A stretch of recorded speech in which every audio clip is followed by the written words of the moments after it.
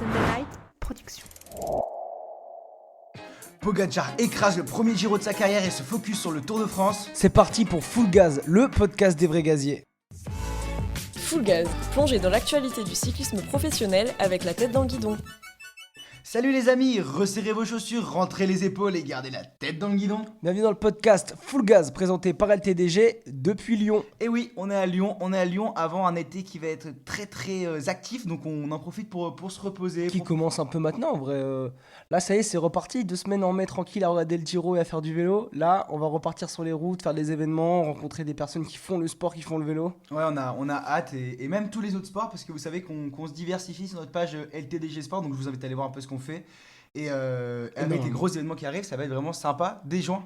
Ouais, dès début juin, je pense qu'on risque de voir 3 gros événements dans 3 sports différents dès début juin, donc ça va être vraiment cool ça. Pour ce podcast, on va partir sur, du coup, comme d'habitude, on va commencer par vous annoncer les résultats de la semaine avec quelques petites courses, avec notamment vraiment le plus important, le Giro. C'est pour ça qu'on va se focus sur la deuxième partie, sur le Giro d'Italia, avec un exploit fait par Tadej Pogacar qui n'était pas réalisé depuis 1969.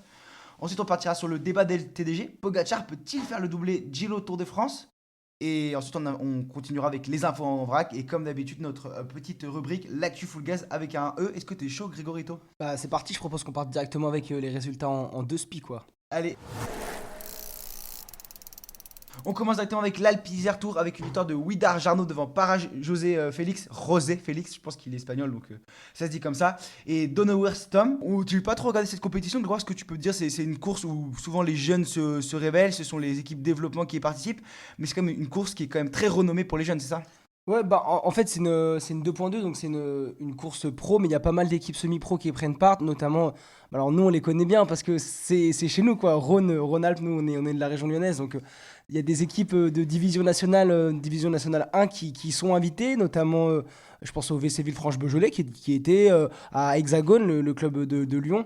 Donc c'est à la fois pour révéler des jeunes, à la fois des coureurs qui vont courir avec des professionnels, et puis t'as les équipes réserves de toutes les équipes, la Décathlon, le Lotto. Jarno, rappelle-toi, il avait gagné la classique des Alpes. Okay. Je te le rappelle à chaque fois, j'ai l'impression qu'on en parle toutes les semaines en ce moment, mais ils sont pas mal chez les jeunes. Et ouais, c'est une course qui est révélatrice, il y a de la montagne.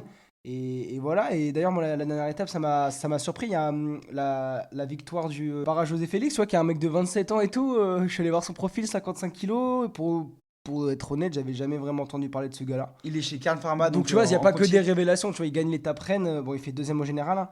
Il gagne l'étape Rennes, mais c'est pas forcément une révélation, parce qu'en vrai je pense qu'il n'ira pas plus haut que l'équipe Kern Pharma, tu vois. C'est pas parce qu'il a rencontré la classique des Alpes, vu qu'il a 27 ans, qu'il ira dans une grosse équipe. Oui, mais ça permet aux Au jeunes... contraire de Jarno. Oui, mais ça permet aux jeunes de se révéler face à des coureurs d'expérience aussi. Ouais. Donc ensuite, il y avait les boucles de la Mayenne cette semaine avec la victoire de Alberto Bettiol devant Benoît Cosnefroy et Axel Zinglet. Donc 3 étapes en Mayenne chez Jackie Durand, avec Janière gagne la première étape, Bettiol la deuxième et Valentin la troisième. C'est ça, exactement. Et oui, d'ailleurs, petite anecdote rigolote que j'ai vue sur les réseaux sociaux de notre du cousin Pierre Roland. Il dit quoi le cousin ? Et ben genre il a envoyé un message à Bettiol, il était en interview pour l'équipe 21, il a envoyé un message à Bettiol avant le début de l'étape en lui disant tu viens me voir après la course, après ta victoire. Et il a gagné et du coup Bettiol il allait le voir et t'as pas mal tiré à voir allez voir sur son compte Instagram, il y a pas mal de petites vidéos rigolotes qui tournent, du coup les deux ils rigolent parce qu'il a vraiment envoyé le message le matin même. Trop marrant. Et pour finir la semaine, il y avait une autre course sur 4 jours, le Tour of Norway, où on a vu un Français qui monte champion du monde espoir, qui s'est imposé encore une nouvelle fois, Axel Laurence, qui a gagné devant Le Menbart et Holter Adne. Il a gagné l'étape Rennes, en fait la deuxième étape c'était une arrivée au sommet pour des puncher sprinters, et il gagne devant notamment un Ethan Hayter quoi. Donc ça montre la force du mec quoi. C'est vrai qu'il a fait une super course et Axel il fait que monter en puissance sur des courses, et j'ai hâte de le voir au meilleur niveau et frotter avec les meilleurs punchers de la planète, comme il avait déjà pu le faire face à Wout van Aert en 2023. Alors là, il avait fait une étape où il s'était fait sauter sur la ligne par Wout van Aert, je me rappelle plus où c'était. À la Bretagne classique, exactement. Voilà. Et mais par contre, c'était aussi cette course, le retour de Wout van Aert, qui retrouvait un peu des sensations et des bons chiffres. C'était il y a 2 ans aussi. Non, mais là, je te parle oui. du Tour de Norvège. C'est le retour de Wout van Aert après ses blessures et ses pépins physiques Ouais. qui revient déjà avec un podium. Tu vois, je pense que c'était vraiment une course de reprise pour refaire un peu de rythme. Et dès la dernière étape, il fait podium au sprint derrière Alexander Kristoff et Jordi Meeus. Ouais, mais j'ai vu passer des messages sur les réseaux sociaux où il disait qu'il s'attendait pas à autant souffrir et que ça lui a fait vraiment mal cette course de reprise et que il avait l'impression de repartir un peu à zéro. Donc est-ce qu'il sera en forme pour cet été, Ah pour les JO? ouais, moi j'ai trop envie. Honnêtement, s'il a pas fait le Giro alors qu'il avait prévu, j'ai envie de le voir Non, mais en Wout. il a pas fait le Giro parce qu'il était blessé. Oui, mais c'est ce qu'il avait prévu, c'était son objectif. Donc là, il va être sur le tour et moi j'ai envie de voir un Wout van Aert Prime comme en 2022. Enfin, Mais je sais pas s'il sera en prime parce que là il a eu du mal, il repart de zéro sa prépa, tu vois. Ouais. Donc et 0, c'est loin, mec. c'est rien, c'est loin zéro. Tu sais que s'il repartait de 5, ça irait. Non mais zéro c'est chaud. 0, c'est chaud. Au niveau des victoires d'étape, Thibona il se remporte la première étape, Axel Laurence du coup la deuxième étape Rennes, Jordi Meeus la troisième et Alexander Kristoff le papy du peloton, le sprinter qui remporte la quatrième étape. Quoi d'autre Grégorito? Je te propose qu'on passe directement sur le focus, à part si t'as d'autres résultats que t'as notés. Je pense que le plus important et ce que tout le monde a envie de parler, c'est qu'on parle du Giro, mec. Et de la superbe victoire de Tadej Pogacar. Donc on passe directement à notre deuxième rubrique, le focus sur le Giro d'Italia. Grégoire, donc la victoire de Tadej Pogacar devant Daniel Felipe Martinez à presque 10 minutes et Geraint Thomas. Avant de reparler de ce classement général, je te propose qu'on fasse étape par étape. Et, Attends, moi j'ai juste une petite stat sur ce Giro à t'envoyer et tu me dis ce que ça te parle. 42,4. 42,4. C'est la vitesse moyenne sur toutes les étapes. Ouais, c'est la vitesse moyenne de ce Giro d'Italie et c'est le plus rapide de l'histoire. Et énorme, ils étaient pressés, il y avait les pizza à Rome qui attendaient. Pogacar il s'est dit plutôt je finis le Giro, plutôt je peux récupérer pour le Tour, donc il a roulé vite quoi. Ouais, en vrai, on aurait pu voir l'inverse en mode il aurait pu s'économiser en roulant plus doucement, mais lui il fait je roule plus vite comme ça j'ai plus de récup. Non, mais en vrai, un Giro ils ont eu plutôt une bonne météo comparée à l'année dernière. Donc c'était pas mal. Et à noter que, en vrai, et moi ça me fait trop rire quand tu regardes sur 2023, l'écart c'est 14 secondes entre les deux premiers. Et tu passes de 14 secondes à 9,54. Donc on a vraiment eu un Giro écrasé par Tadej Pogacar. Mais d'ailleurs, on y reviendra. Tu me fais dire les stats avant, on y reviendra, mais Tadej Pogacar, il a battu un record qui n'avait pas été battu depuis 1969, mais on en parle juste après. Je propose qu'on repasse directement par toutes les victoires d'étape de la 16e à la 21e, comme ça on garde sur la lignée. On nous dit que parfois on a un peu trop en vrac et tout, là au moins on a une ligne éditoriale. Donc je te propose qu'on commence directement par les résultats de l'étape 16, où Tadej Pogacar s'est imposé après la deuxième journée de repos. Devant Giulio Pellizzari qui a fait une bonne montée, qui s'est fait reprendre. Mais ouais, Pogacar, le problème c'est que. Il attaque dans la dernière montée, une courte côte de. Il attaque à 1,4 km de l'arrivée sur une pente assez pentue et il rattrape tout le monde. Il rattrape Pellizzari qui était en échappée. Il le passe, on dirait qu'il lui met une petite tape sur les fesses. Bien joué, mon gazier. Mais sacré fin de Giro pour Pellizzari qui a que 20 ans en fait et qui avait fait deuxième du Tour de l'Avenir, deuxième ou troisième. Je confonds tout le temps Pigonzoli et Pellizzari. Ils ont fait 2 et 3 du Tour de l'Avenir l'année dernière. Enfin bref, en tout cas, un jeune coureur de 20 ans qui finit aussi bien un grand tour parce que vous allez voir que il a encore fait des siennes sur la dernière semaine. C'est vraiment très prometteur pour l'avenir et c'est trop cool pour le vélo italien qui cherchait son successeur à Vincenzo Nibali sur les courses de 3 semaines. Ouais, on verra, pas trop le mettre la pression trop rapidement. Moi je l'ai classé. Il est loin de jouer les classements généraux pour le moment parce qu'il était en échappée. Au niveau de la 17e, donc Daniel Felipe Martinez complète le podium de cette 16e étape. La 17e étape remportée par le jeune Steinhauser. Lui, c'est le neveu de Ulrich. Yann Ulrich, yes, et son père, je crois qu'il était coureur professionnel. On en reviendra plus tard, mais un des coureurs qui m'a agréablement surpris sur ce Giro, que j'attendais pas à ce niveau-là, qui première victoire de sa carrière sur un grand tour, sur le Giro d'Italie, devant Pogacar. Enfin, je veux dire, première victoire de ta carrière, même s'il était échappé. Hein. Voilà. Il gagne un échappé du coup devant Tadej Pogacar et Antonio Tibelli. Sur la 18e étape, on était au sprint et cette 3e semaine, les sprints ont été gagnés par Tim Merlier qui a gagné du coup cette 18e étape devant Jonathan Milan et Caden Groves. Bon, pas grand chose à dire, une étape assez basique qui s'est jouée au sprint. 19e étape, Grégoire, qu'est-ce qui s'est passé? Une superbe étape, je pense que moi c'était mon étape préférée techniquement et en plus victoire pour une équipe française. En vrai, c'est une des étapes que j'ai le plus kiffé avec la victoire de Vandramix qui va s'imposer après une étape où il a beaucoup tamponné. Il a eu du mal, il y avait une échappée un peu XXL avec Pelayo Sanchez, George Steinhauser, Jonathan Narvaez, Luc Plapp, là on va me dire les 5 premiers. Vandrame, Sanchez, Steinhauser, Narvaez, Plapp, Velasco, Tratnik, Valgren, Alaphilippe, Herman, Tarozzi, Baïs, Michael Honoré, Ouais, faut Deux pas- marqués, enfin Van Dijk, Paleni, Stuyven. Enfin, il y avait une échappée XXL. Ça s'est beaucoup fait la guerre. Il y avait 4 gars qui étaient au-dessus. Et cette étape, même, on y reviendra parce qu'on a fait un peu nos awards du Giro. L'anecdote la plus drôle du Giro, pour moi, elle est sur cette étape. Je vous la raconte tout à l'heure, comme ça vous êtes obligé Ouais, d'écouter le podcast. j'ai pas cette anecdote, j'ai hâte de l'écouter. Et du coup, il gagne devant Vandrame qui Ouais. attaque, qui anticipe l'arrivée dans la dernière bosse et qui arrive en solitaire. Qui a beaucoup, en fait, je voulais juste y revenir rapidement. Ce qui était ouf dans cette étape, c'est que c'était une grosse échappée, donc ça s'est couru comme une classique, donc forcément c'était beau. Et j'ai beaucoup aimé Alaphilippe qui en a fait énormément comme d'habitude. C'est lui qui, dans le mur, à une cinquantaine de kilomètres après le départ, qui lance l'échappée. Il attaque dans tous les sens. Et tu as souvent eu un Narvaez, un groupe Narvaez, Alaphilippe et Pelayo Sanchez, non, et Luc Plap qui sont détachés. Plap, il a eu des problèmes intestinaux, donc il est revenu derrière. T'as un Pelayo Sanchez qui a tamponné, et on l'a vu différent que sur les autres étapes. C'est un mec genre qui fait le yo-yo tout le temps. Et c'était drôle, sur Eurosport, il l'appelait Pelayo Sanchez. mais ouais, en tout cas, une très belle étape. Et finalement, c'est un Vandrame qui, dans les côtes, était lâché par Alaphilippe, mais qui tamponnait et revenait derrière. Et qui finalement a réussi à anticiper en attaquant dans la descente. Superbe victoire du coup de Vandrame devant Pelayo Sanchez et Steinhauser encore qui fait encore troisième sur un podium qui, comme on l'a dit, a fait un super Giro pour la IF.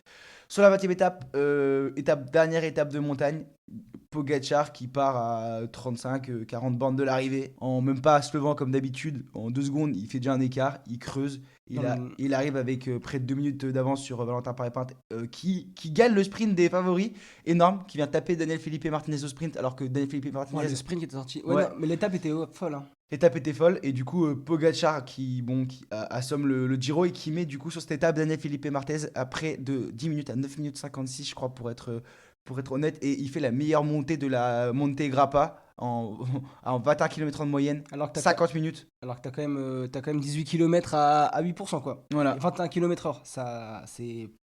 Voilà, moi je trouve que ça résume bien le Giro, Pogacar et les autres. Pogacar, Là, il a écrasé, il est parti. Il y avait 2 passages de la Monte Grappa qui est une ascension mythique, qui était sûrement la plus dure de hors catégorie, ouais. la plus dure de ce Tour d'Italie. Pogacar, il s'envole, il reprend un Pellizzari qui avait anticipé dans le premier passage, qui, encore une fois, on en a parlé au début au début des résultats du podcast, qui a très bien couru et qui s'est fait un nom en étant à l'avant dans cette montée. Tout le monde l'appelait Giulio et tout ça, justement, il était chez lui sur ses terres en Italie. Mais voilà, il se fait reprendre. Pogacar fait un petit geste en lui disant essaye de prendre la roue. Après, c'est normal, Pogacar il va pas lui laisser prendre la roue, c'est trop risqué. Et puis derrière, il s'est fait reprendre par le groupe. Donc Pogacar a continué, mais 2 minutes à tout le monde. Mais Pogacar, il a pas besoin des autres. Quand il part, hein. Oui, Personne mais- ne peut le suivre. Oui, en mais- vrai, sur ce Giro. Je sais bien, mais moi je parlais dans le sens où peut-être qu'il voulait garder Pellizzari dans sa roue Pourquoi pour le faire gagner, parce que déjà l'étape d'avant, il Pourquoi voulait. faire Pogacar, il fait pas gagner les autres, frère. Bah là, si. Et même Pellizzari, parce que ça fait 2 fois qu'il le double en échappée et il va s'imposer. Non, En mais début de semaine, là, rappelle-toi. Pogacar sur la Monte Grappa, quand il attaque, c'est pas pour faire gagner Pellizzari. Remarque que quand il l'a doublé, il lui a fait un signe, viens prendre la main. Oui, il prend la roue, mais il allait jamais lui laisser la victoire. Il voulait l'emmener sur le podium, Grégoire. C'est Pogacar. Je sais pas. Après, c'est pas le Papa Noël. Hein. Je sais pas, Mais parce que n'importe quoi. regarde à l'arrivée de la 16e étape, quand Pogacar va s'imposer au sommet, il reprend Pellizzari qui avait anticipé dans le final.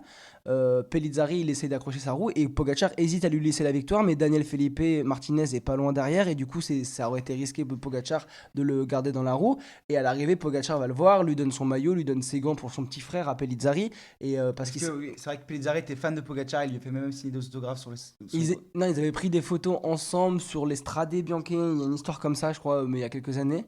Et il n'y a pas quelques années. Enfin, je sais plus. En tout cas, il se rappelait de la photo. Pogacar, il lui a donné son maillot rose. Et en fait, c'est Pellizzari qui avait demandé pas les gants, les lunettes pour son petit frère, qui voulait les mêmes lunettes que Pogacar. Il arrêtait pas de lui demander. Donc Pellizzari voulait les trouver sur internet ou voir avec la UAE. Finalement, il a eu les lunettes portées par Pogacar qui a gagné un maillot rose. Ouais, mais c'est ouf. J'adore. Cette histoire est ouf, mais en même temps, je me dis.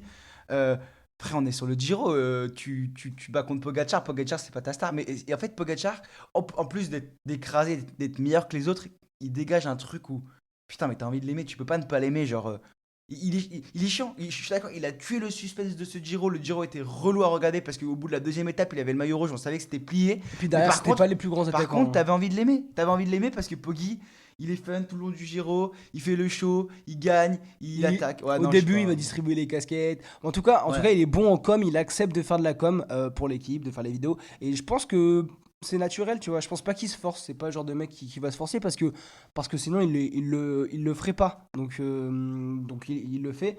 Voilà, oui, effectivement, le Giro après était pas terrible hein, parce que, enfin, il était à la fois très cool parce qu'il y a des belles victoires en échappée, tout ça. Il n'y a pas de suspense, quoi. Après, pour le classement général, le truc c'est que Pogacar a écrasé et derrière, ça s'est pas fait la guerre, quoi. Avant de revenir au passant général, je propose qu'on parle de la dernière étape à Rome, donc la victoire au sprint de Team Allais devant Jonathan Milan et Cadden Gross. Jonathan Milan qui était très très très déçu, qui garde le maillot Cyclamen. Mais en fait, il a été incroyable sur cette étape, Jonathan Milan, parce qu'à 9 km de l'arrivée, il a un problème mécanique, la roue arrière explose, il change de vélo. Et en 9 km, il a quand même réussi à se remonter Ouais, et à aller mais se mettre dans le final. Et c'est peut-être ces il petits voulait watts. gagner, Oui, il c'est voulait peut-être ces. gagner à Rome. Bien sûr qu'il voulait gagner, mais c'est peut-être ces petits watts qu'il a mis pour rentrer dans le peloton qui lui ont manqué dans le final. Ça fait Donc, pas de 2 ans chance. qu'il est maillot Cyclamen, qu'il est meilleur sprinter du Giro, et 2 ans qu'il gagne pas à Rome. L'année dernière, c'était le missile de l'île d'Oman qui avait gagné. Et comment il s'appelle?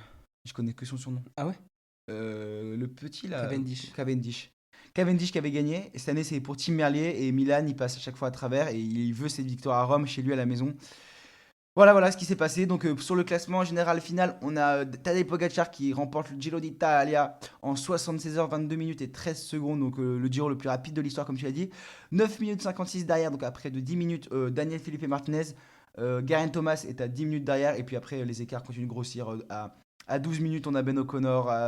Antonio Tiberi, Timon Arensman 6ème, Ener Rubio à 15 minutes qui est 7ème, Yann Hirt 18 minutes 8ème et Romain Bardet 20 minutes qui vraiment a pris un tir mon ref qui est 9ème et Mikel Storer complète le top 10 pour Tudor Cycling Team et je suis content de le voir là parce que Tudor c'est une équipe pro team et franchement Storer il a été acteur de la course comme il a pu. Il y a eu pas mal d'étapes où Storer a été impressionnant parce qu'il partait en échappée et il se faisait reprendre dans l'ascension finale et il arrivait à tenir le groupe de tête. Il a pas perdu de temps sur les favoris. Donc ça, franchement, il a été impressionnant, je trouve. Tadej Pogacar qui a pris la parole du coup forcément après le Giro. Il a dit: je suis sans voix, il est difficile de décrire ce moment, c'est un sentiment formidable. Dans l'ensemble, je fais un beau Giro d'Italia. Le maillot rose est très spécial, c'est une expérience formidable et les fans étaient incroyables. Cette année, le Giro en l'honneur de Pogacar a été renommé le Giro di Poggi parce qu'il a écrasé le Giro du coup. C'est vrai ça? Ouais, c'est une une vraie info. info. Ouais, C'est une vraie info. Une Ok. vraie info. Une que j'ai dégoté. vraie fausse info. Une vraie fausse info. Non mais voilà, que dire de plus? Tadej Pogacar. Classement de la montagne, Pogacar est aussi remporté par Pogacar devant Giulio Pellizzari. Et classement des jeunes est remporté par Antonio Tiberi. et qui est le plus grand fan de chat du peloton. Dès qu'il gagne, il donne des soins. Arrête. C'est vrai, il donne C'est vrai? à une association. Ouais, parce qu'il avait fait la. Il avait, on se rappelle de son petit débordement il avait tiré, je crois, au pistolet à plomb sur un chat. Enfin, il avait pété un plomb, quoi. Mais bref, en tout cas, il fait ça maintenant. Et classement par équipe est remporté par une équipe française. Decathlon AG2R la mondiale devant Ineos et UAE. En vrai, c'est incroyable de voir ça. Et Decathlon qui fait que gagner et que remonter au classement UCI. Ils sont deuxième maintenant. C'est ouf. Et est-ce que t'as vu ce qu'ils nous ont fait VR Van Driesel. Non, ils ont fait les casques roses. Et Ouais, ils ont fait casque blanc avec une bande rose et tout, les chaussettes roses. Non, en vrai, c'était stylé et c'était rigolo de voir ça. Bon, ça allait pas trop avec le maillot, mais c'est cool. Et puis c'est un bon coup de com aussi. Et puis ça fait plaisir d'avoir une équipe française, tu vois, faire ça. Moi, j'étais Mais trop c'est fou, heureux. cette année Decathlon, c'est incroyable comme il marche et c'est trop cool. Et j'ai hâte de les voir sur le tour. Je pense que avec un Félix Gall en forme, avec je sais pas qui pourrait y avoir autour parce que je sais pas si les paris peintres pourront enchaîner, mais ça va être de la folie, genre. En vrai, je suis fan de cette équipe cette année. J'aime leur DA, j'aime les marques avec qui ils travaillent, j'aime les coureurs, je suis fan. Moi aussi, j'adore. Et niveau du classement en général, t'as fini le classement? Oui, donc t'as pas fait le classement par points là du meilleur sprinter, c'est c'est Milan. Jonathan Milan qui gagne devant Grove Cyclamen. et Marlier. Cyclamen. À noter aussi que Jimmy Johnson est 69ème. Ok, Si tu peux noter. que Jimmy on embrasse. 69, Zouzou la trick. 69 la trick. J'ai pris un mec au hasard dans On le est en classement. Europe, ouais. Et 19 la trick. donc Tadej Pogacar qui a écrasé ce Giro pour revenir dessus, porteur du maillot rose depuis la deuxième étape, donc il a porté le maillot rose sur 19 étapes, 6 victoires d'étape, près de 10 minutes d'écart sur le deuxième, on n'avait pas vu ça depuis 1969 sur le Giro d'Italia et la victoire de Vittorio Ardoni. 6-9 la trick. Et sur les 3 grands tours, c'était Laurent Fignon qui avait fait cet exploit en 1984 avec 10 minutes 32 d'avance sur un certain Bernard Hinault, donc Pogacar, Sur quel qui tour? écrit un peu Tour de France, qui écrit un peu plus l'histoire et qui veut se focus sur le Tour de France. Ce sera notre focus juste après. Mais avant de passer au focus, on a une nouvelle rubrique, c'est les awards de LTDG sur le Giro d'Italia. Et Grégoire, on commence avec le plus combatif selon toi. Qui est-il? Le plus combatif de ce Giro d'Italia, selon moi, et je vois qu'on a mis le même, c'est Julian Alaphilippe, qu'on a vu énormément à l'attaque. 8 échappés sur ce Giro, 809 km devant. Voilà, une victoire d'étape, une deuxième place. Ouais, non, Alaphilippe, on l'a retrouvé celui qu'on aime, qui attaque, qui retrouve de la giclette. Et je trouve il s'est bien réinventé. Là où avant, il pouvait combattre avec les meilleurs sur les arrivées au sommet ou sur les courtes côtes, là, il a compris que s'il voulait gagner, il fallait qu'il parte en échappée. Et qu'en échappée, c'était un des meilleurs gars possible dans chaque échappée. En vrai, je suis pas trop d'accord avec toi. Et du coup, il s'est réinventé sur ce Giro en justement attaquant tout le temps pour essayer d'arriver en groupe restreint parce qu'en peloton groupé, il gagnera pas. Bah, en vrai, il s'est fait battre au sprint par un Pelayo Sanchez, notamment. Enfin, Oui, sur oui, l'arrivée. bah, c'est ce que j'ai dit. Mais c'est ce qu'il a dit en rigolant. Il dit j'ai plus la même giclette qu'avant. Ah Et moi, je trouve que justement, il a retrouvé un peu de giclette. Ouais, mais pas la même qu'avant. Gros, L'étape où gagne Van Dramé, il sort dans un petit mur. Et honnêtement, il met une attaque, il met le peloton en ligne, il se détache. Oui, parce que c'est ce que je t'ai dit, ça reste à la Philippe, un des meilleurs punchers de la planète, mais pas dans le top 5 des meilleurs punchers de la planète. Du coup, Ouais, il y a le gars, beaucoup il se fait taper par Pelé Sanchez au sprint, quoi, ça serait pas arrivé il y a 2 ans. Ah, mais après, Pelayo Sanchez, il est chaud en ce moment. Oui, mais il est chaud, à la façon prime, c'est maillot jaune jusqu'à la 20e étape sur le tour, frère. Ok. Je te propose qu'on parle du meilleur équipier du Giro pour toi, c'est qui? Moi, j'hésitais entre deux. Ouais, moi j'ai pas trop hésité, c'est Maïka, le capitaine Maïka, il faisait de la travail, il se décalait, Pogacar il volait. Mais en vrai, je pense que. En fait, Moi j'ai mis Maïka, mais je me dis en vrai de vrai, il avait même pas besoin de Maïka, Pogacar. Genre, Maïka, c'était juste pour les caméras qui roulaient, il mettait le peloton à bloc et après il s'écartait, mais en vrai de vrai. Oh, non, quand même. Non, mais il a fait un travail de ouf, mais bon, Pogacar, il a Parce pas que besoin de lui. Pogacar aime bien attaquer quand tout le monde est déjà à bloc. Et d'ailleurs, ça se voit quand il y a Maïka qui commence à rouler, tout le monde a la bouche ouverte sauf Pogacar, bouche fermée. Après, je pense que moi aussi j'ai mis Maïka, mais on met Maïka parce que c'est la dernière rampe de la fusée Pogacar, fusée UAE. Mais en vrai, il y a beaucoup d'équipiers de la UAE qui ont fait un travail de ouf, hein, les domaines Novak, les Bières, enfin on va pas tous les citer, mais ils ont fait un travail de malade. J'hésitais aussi avec Valentin Paré-Pinte juste pour sa dernière étape où dans le Monte Grappa il va tamponner, il va rouler tempo, enfin à bloc même pour essayer de limiter l'écart avec Pogacar. Il va reprendre Ben O'Connor dans la roue qui va reprendre, qui va finalement terminer dans le groupe des favoris grâce à Valentin et qui va même du coup rouler pour Thomas, rouler pour tout le monde en fait derrière et qui va aller faire le sprint pour faire à Monte Grappa, ce qui est incroyable. Ouais, d'accord, Maïka, meilleur coéquipier, UAE qui avait le meilleur collectif. On avait des doutes avant le Giro, mais non, ils étaient venus pour tout écraser, ils ont tout écrasé. Puis le sentiment que c'est l'une des premières fois que Pogacar court vraiment en équipe, tu vois. Que la UAE, ils étaient soudés, tu sentais Ouais. vraiment que non, c'était. Non, mais ils se parlaient tout le temps. Des fois, c'était même trop dans Monte Grappa, ils faisaient que parler Pogacar. Mais Non, c'était vraiment magnifique et non, ils ont écrasé quoi. Donc non, c'est normal de mettre Maïka meilleur coéquipier. Et Maïka, il avait déjà fait gagner un Tour de France à Pogacar et là il lui fait gagner le Giro d'Italie, on peut le dire. Même si je pense que Pogacar tout seul l'aurait quand même gagné. Grégoire, troisième award de LTDG, c'est ton chouchou. Moi, en chouchou, je vois qu'on n'a pas mis le même là, et je me dis, ouais, le tien est bien aussi, mais Mirko Maestri, mec. Oui, en fait, moi je trouve. En fait, Ça y est, tu moi vois, je tu l'aime, vois, mais je moi, l'aime, il je a l'ai fait mis- gagner je la l'ai- Philippe. Je l'ai mis dans une autre rubrique, mais oui, je suis d'accord. Il était gentil, enfin, il a fait un truc de ouf. Donc, sur le jour où Alaphilippe remporte l'étape, c'est Maestri qui lui passe des relais. Ouais, juste pour ça, je tout le temps, l'aime. juste pour ça, Il a fait renaître Julien. Il a fait renaître Julien, il a fait gagner T'as Julien. mis qui, toi? Moi j'ai mis Valentin Paré-Pinte parce que première victoire World Tour, première victoire chez les pros sur le Giro, souvent à l'avance. Je crois qu'il est même classé dans le top 10. Il fait Non, il est non, 16e. il fait pendant le top 20, il fait 16e. Non, un Giro complet pour Valentin. Et voilà, comme dirait son frère, putain, il a bien grandi le petit. Ouais. Il grandit très très vite et ouais, non, ça fait cool l'histoire de la paire Paré-Pinte, Aurélien qui gagne l'année dernière, cette année Valentin. Non, franchement, ils m'ont fait Ça kiffer. peut devenir les chouchous du public français, les deux pareils. Ouais, moi, c'est déjà mes chouchous. Vous avez mon cœur, les Paré-Peintes. Est-ce que t'as un coureur qui aurait mérité mieux? Ouais, Luc Plapp.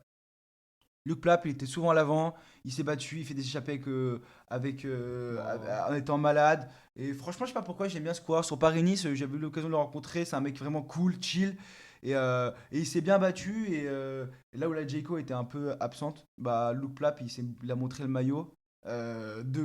Déjà en mettant des cuissards enfin à la fin en mettant un cuissard noir et en enlevant son cuissard blanc, et ça je pense que juste pour ça il a mis je pense 18 ou 19 étapes à Mais- comprendre, 20 étapes, et je Ça pense fait qu'il grave. il aurait dû comprendre avant, mais il a mis 20 étapes à comprendre et franchement c'est pas mal. Moi j'aime bien les cuissards blancs, full blanc, en vrai, moi je fais ça. En Ah, fait, mais dès tu- que ça casse les codes, moi j'aime bien. Quand t'es champion du monde tu fais ça. Ah ouais. Quand t'es Van Der Poel tu le fais. Mais c'est marrant parce que c'est en rapport avec mon anecdote préférée du Giro, qu'on y reviendra d'ailleurs sur le cuissard noir. Et je t'expliquerai pourquoi il a mis un cuisson noir. Et toi, quel gars aurait mérité mieux selon toi? Pour moi, c'est Wen Kusio, qu'on a beaucoup vu à l'avant, encore sur la dernière étape, qui semblait avoir les jambes, qui, même sur les arrivées au sommet, a anticipé dans le groupe des favoris. Ouais, c'est un gars, et Wen Kusio, qui.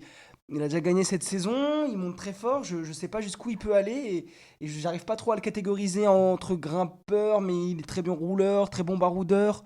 Il manque peut-être une pointe de vitesse, quoi, mais ouais, c'est un gars qu'il faut surveiller pour les années à suivre. Et je pense qu'il aurait mérité au moins. Je crois qu'il a fait même pas un top 10 sur ce Tour d'Italie. Non, ouais.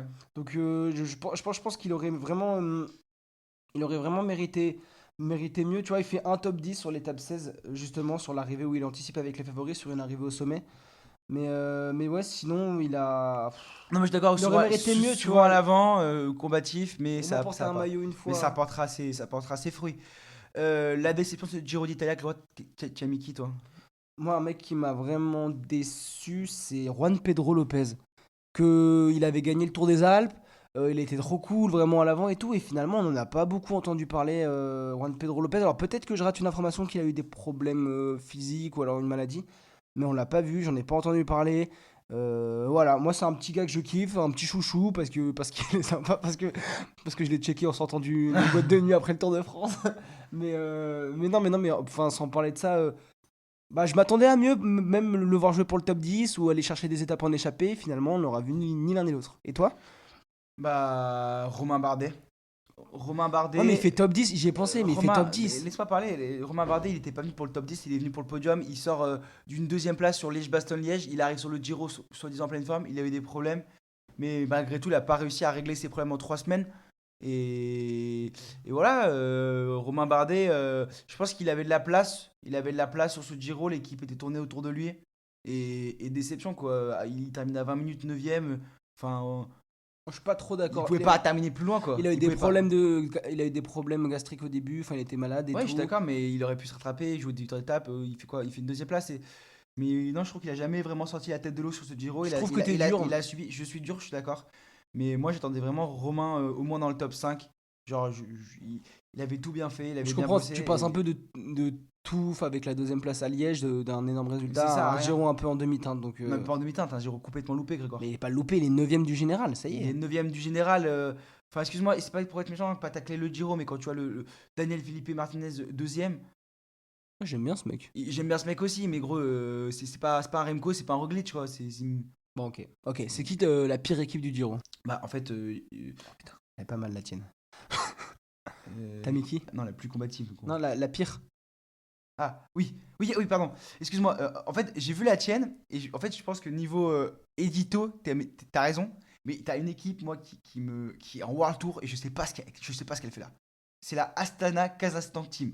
Je sais pas si vous avez vu leur maillot pendant ce Giro. Vraiment, on les a pas vus. Non. Si, avec Ballerini qui a fait quand même pas mal, qui a été très fort, très bon. Mais genre, c'est une équipe qu'on voit pas, ils sont jamais là, ils sont pas dans le top 20. Enfin, Ouais, si, c'est vrai. ouais, il y a Fortunato qui est 12ème.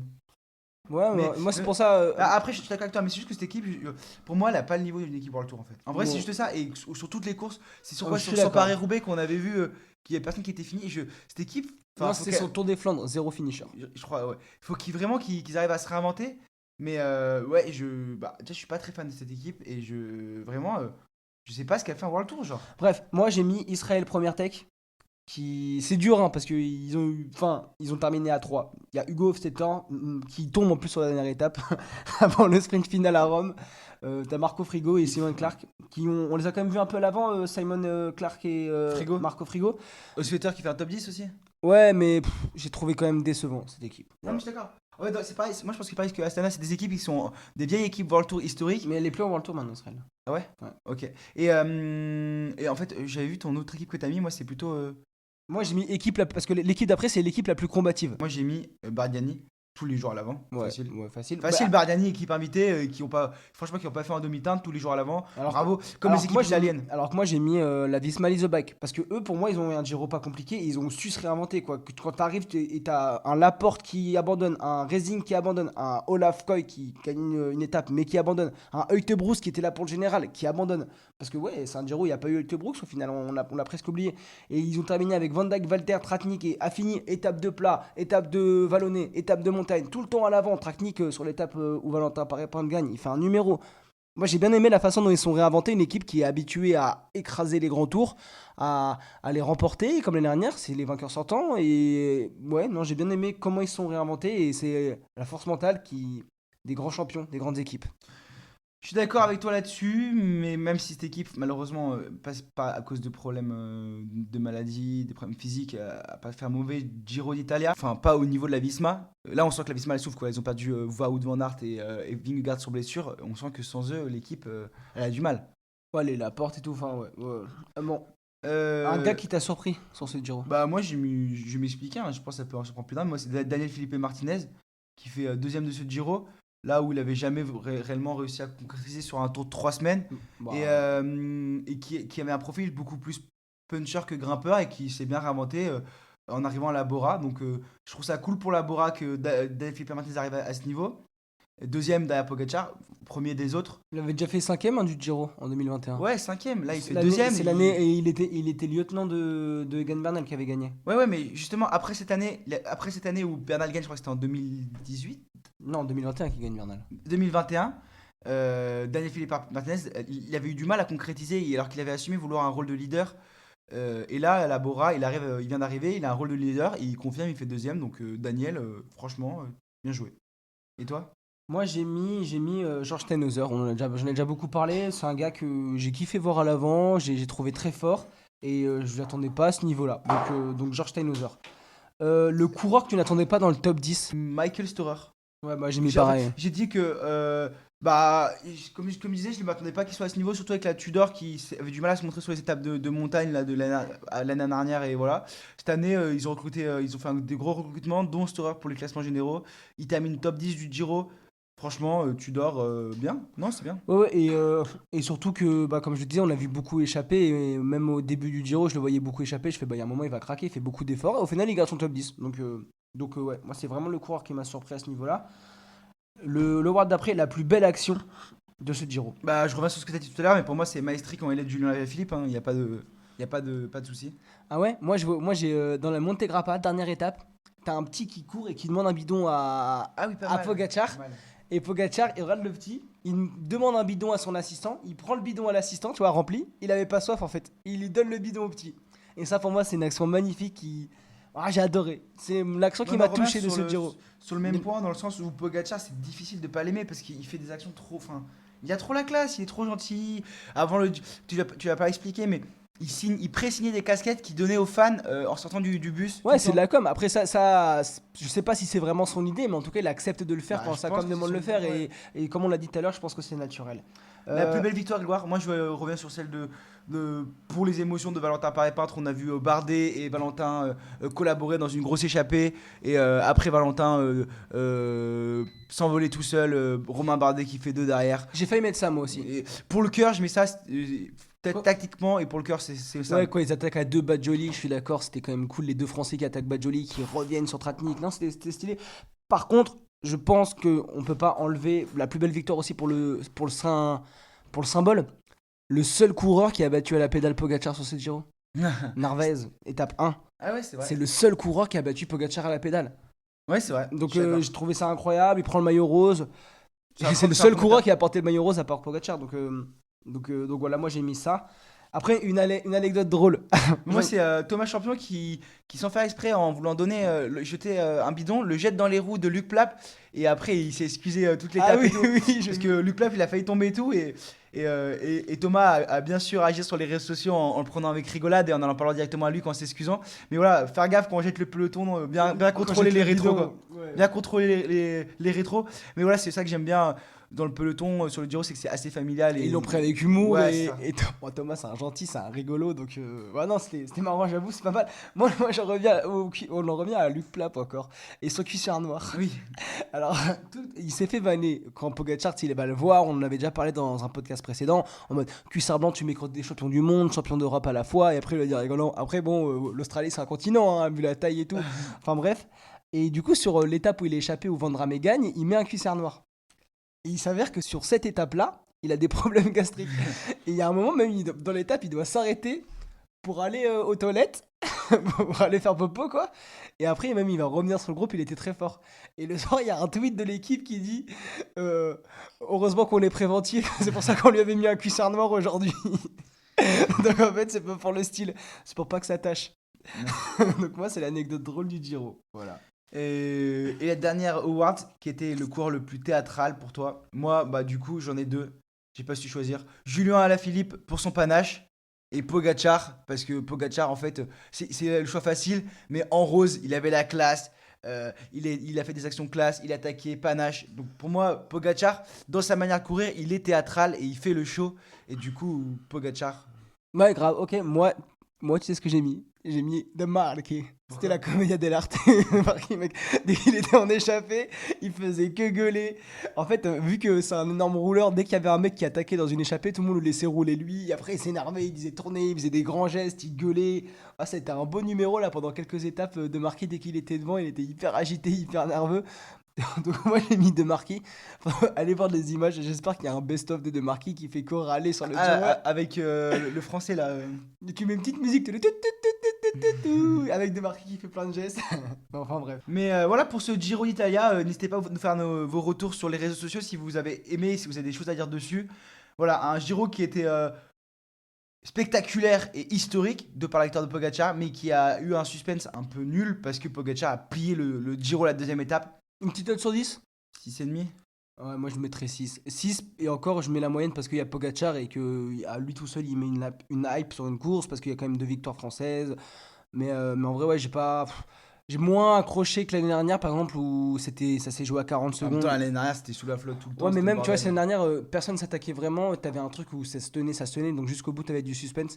Là Allez, Grégoire, ça fait déjà 37 minutes qu'on est sur le podcast. Là, faut qu'on accélère un peu, mais on avait beaucoup de choses à vous dire sur le Giro. Je te propose qu'on passe rapidement sur le débat d'LTDG avant de faire les dernières rubriques.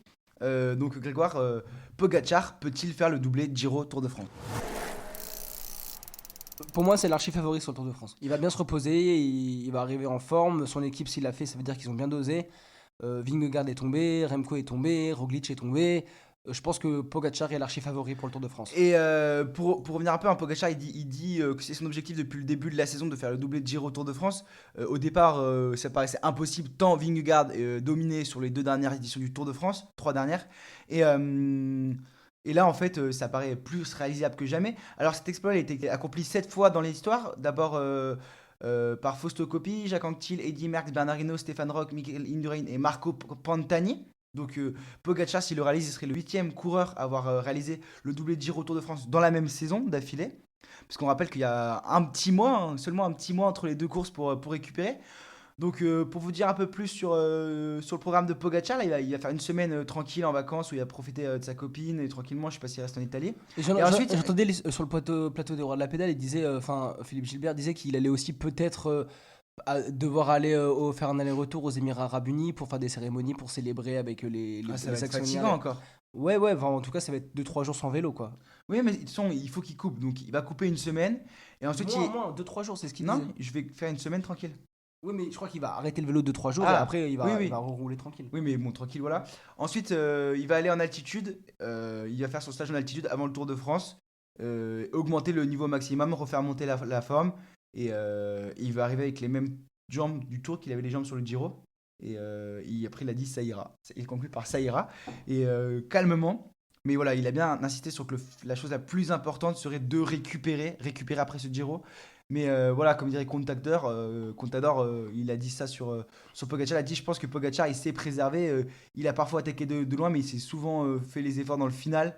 Je suis pas sûr qu'il se soit mis souvent dans le rouge, tellement qu'il était au-dessus. Je sais pas ce que t'en penses. Ouais, je suis d'accord, il y a qu'à voir l'étape. Il y a une étape en montagne, je sais plus laquelle c'est, où juste il se met tempo devant le peloton et il comprend pas. Et à un moment, il se lève sur les pédales, il se retourne, il n'y a plus personne dans sa roue alors qu'il avait pas attaqué, quoi. D'ailleurs, on a des nouvelles de Vingegaard. T'as annoncé qu'il y avait beaucoup de blessés, donc ce qui pouvait laisser de la place à Pogacar sur le Tour de France.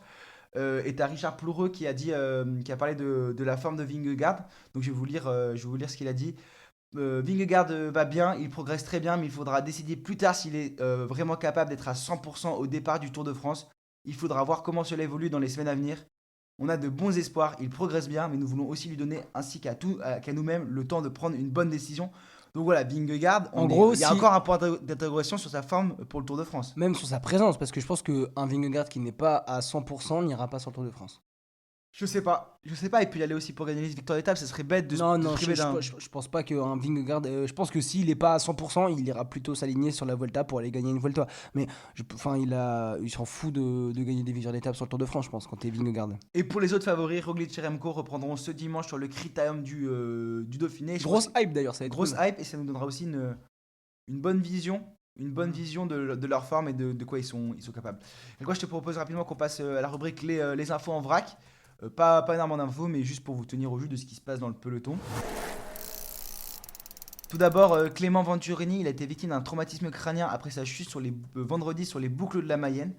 Donc voilà, bonne récupération à toi Clément, lui le coureur de Vaux-en-Velin, le Lyonnais. Et autre info aussi, VTT, Pauline Ferrand-Prévot qui a annoncé qu'elle arrêtera le VTT à la fin de la saison avec sa petite citation. Je vais faire tout ce qui est possible pour être à mon meilleur niveau cette saison et remporter les jeux à domicile. Je pense avoir fait tout ce qui était possible de faire en VTT. J'aime encore cela, mais ça n'a plus beaucoup de chance d'aller au-delà. Et ce sera bien de terminer sur un titre olympique à la maison. En vrai, elle a raison, elle a tout gagné. C'est la classe de pouvoir dire ça quand Ouais, même. c'est la classe de pouvoir dire ça. Et on lui souhaite de gagner les jeux à la maison pour célébrer médaille avec elle. Et voilà, je suis d'accord avec elle. Pauline, elle a d'autres choses à faire. Peut-être à prévoir un retour sur route. Grégoire, je te propose qu'on passe à la dernière rubrique. L'actu full gaz avec un E. Et une semaine qui a été marquée par 2 courses par étape chez les filles, et notamment en début de semaine, la Bretagne Ladies Tour, avec une équipe FDJ Suez qui a écrasé la concurrence, hein, qui remporte le chrono par équipe. Sur la première étape. Sur la deuxième étape, c'est une fille de la Cofidis qui va s'imposer, c'est Sarah Roy qui s'impose devant Alessia Vigilia pour la FDJ Suez et Sanne Kant pour la Phoenix de Koenig. Et la troisième étape a été remportée par Grace Brown qui fait des écarts devant Thalita de Jong et qui va du coup remporter le classement général. Au classement général, on a quand même Grace Brown pour la FDJ Suez, Vigilia Alessa pour la FDJ Suez, devant Amber Crack pour la FDJ Suez et devant Marie Lenette pour la FDJ Suez. Donc ça fait un quadruplé, tout simplement. Il y avait aussi la Ride London Classic cette semaine pour les femmes, avec une course sur 3 jours pour les sprinteuses, avec la victoire générale de Lorena Viebes devant Charlotte Kool et Lotte Kopecky, les 3 meilleures sprinteuses du moment, je dirais. Ouais, et puis il y a peut-être Marianne Vos à mettre dedans. Mais, en tout cas, ce qui est bon à savoir, c'est que la première étape a été remportée par. Lorena Viebes, C'est que la deuxième étape a été remportée par. Lorena Viebes, Et que la troisième étape a été remportée par. Lorena Viebes. Un peu boring. Ça fait 3-0 là, mon ref. 3-0 pour Lorena Viebes, balle au centre. Elle est repartie avec le ballon à la fin du match, je crois. Voilà. Ah non, ça se passe pas comme ça. Non. Première française, Roxane Fournier, consultante chez Eurosport. Non, il y a Clara Copponi qui fait 5ème. Et oui, deuxième française. Roxane Fournier, consultante sur Eurosport et Clara qui- Copponi qui fait 5ème, qui fait monter la forme avant les Jeux et Olympiques. qui fait sur une 3ème place sur la première étape. Voilà, Clara, surtout cette année, elle va se concentrer sur la piste. Et d'ailleurs, c'était dans son contrat avec la Lidl Trek. Mais voilà, je sens que l'année prochaine, elle pourra revenir un peu plus sur route. Et Grégoire, on arrive à la fin de ce podcast. J'espère que vous avez kiffé, les amis. Que vous avez passé un bon petit moment un lundi soir comme ça, devant sur le home trainer, course à pied ou sur le vélo, je sais pas, mais en il tout fait cas beau, c'est là, trop sur le cool. vélo, Voilà, c'est- c'est ça. Et puis nous, on va tranquillement partir pour aller préparer des petites vidéos surprises là en tournage début de semaine. Et puis on va se retrouver sur 3 gros événements sportifs dans 3 sports différents la semaine prochaine. Vous pensez déjà avec le Critérium du Et au Dauphiné. vélo, il y a le départ du Critérium du Dauphiné avec le retour de Remco et Roglic. C'est marrant, ça fait un peu un remake de Paris-Nice, mais là ils reviennent de blessure. Alors sur Paris-Nice, c'était la reprise, et là c'est la reprise après blessure pour les deux. Ils étaient tombés en même temps.